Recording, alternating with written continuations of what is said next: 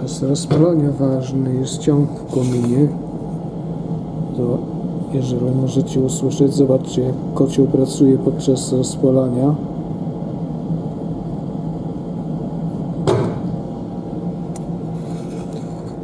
No niestety nie było tak przez ostatnie 2 dni. No i zobaczcie, już osiągnął kocioł pełną moc i teraz przestawiam dźwignię na długi obieg. Temperatura spalin powinna spaść. Powinna spaść gdzieś do około 180-160 stopni.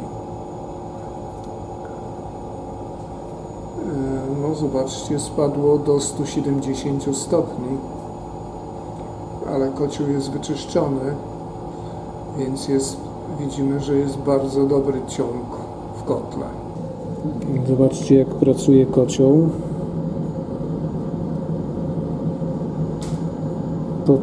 To jest kilka minut po rozpaleniu. No ale przez ostatnie 2 dni tak nie było. Był problem. Jak przestawiłem właśnie, zamknąłem ten krótki obieg na długi obieg, to bardzo szybko temperatura spalin spadła do 135 stopni i w kotle przestało się palić. Była wyjątkowa pogoda, nie było wiatru i było coś jeszcze, co rzadko się zdarza. I to miało wpływ właśnie na to, że kocioł nie mógł się rozpalić.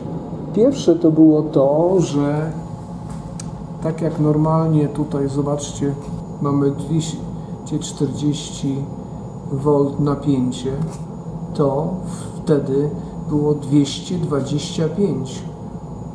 Takie było słabe napięcie.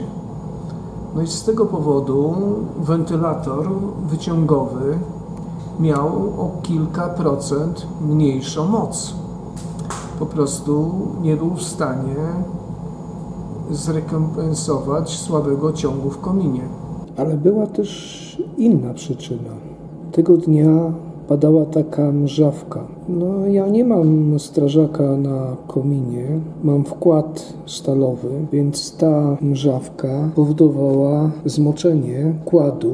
Dodatkowo, jak pali się co kilkanaście godzin w kotle, to ten wkład był zimny, więc po 3 minutach, jak kocioł osiągnął pełną moc na krótkim obiegu i przestawiłem go na długi obieg, to temperatura spalin spadła do 135 stopni, co oczywiście jest poniżej temperatury kondensacji na wylocie komina. Czyli oprócz tego, że woda, która znajdowała się w kominie, odbierała ciepło od spalin, to jeszcze tam następowała kondensacja spalin, dodatkowo mocząc komin. I kocioł jakby wpadł w taką pętlę. Czyli ciąg w kominie nie mógł być zwiększony, ponieważ wentylator też nie miał siły.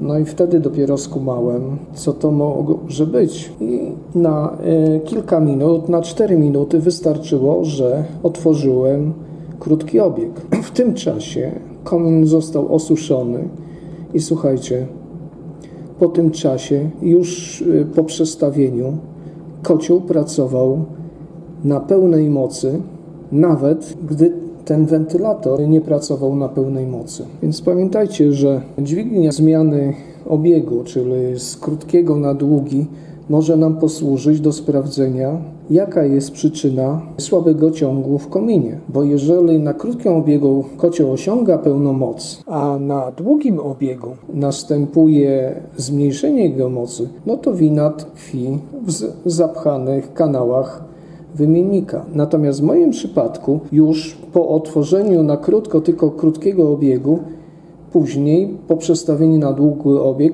kocioł osiągnął pełną moc, więc przyczyna musiała tkwić w kominie. I jedyna, jaka przychodzi mi do głowy, to to, że komin był mokry i to powodowało ochładzenie spalin i dodatkowe zmniejszenie ciągu w kominie. Jestem Sylwestro. Zapraszam wszystkich do polubienia filmu, podzielenia się swoimi doświadczeniami w komentarzach. Zapraszam do subskrybowania mojego kanału i oglądania innych moich filmów.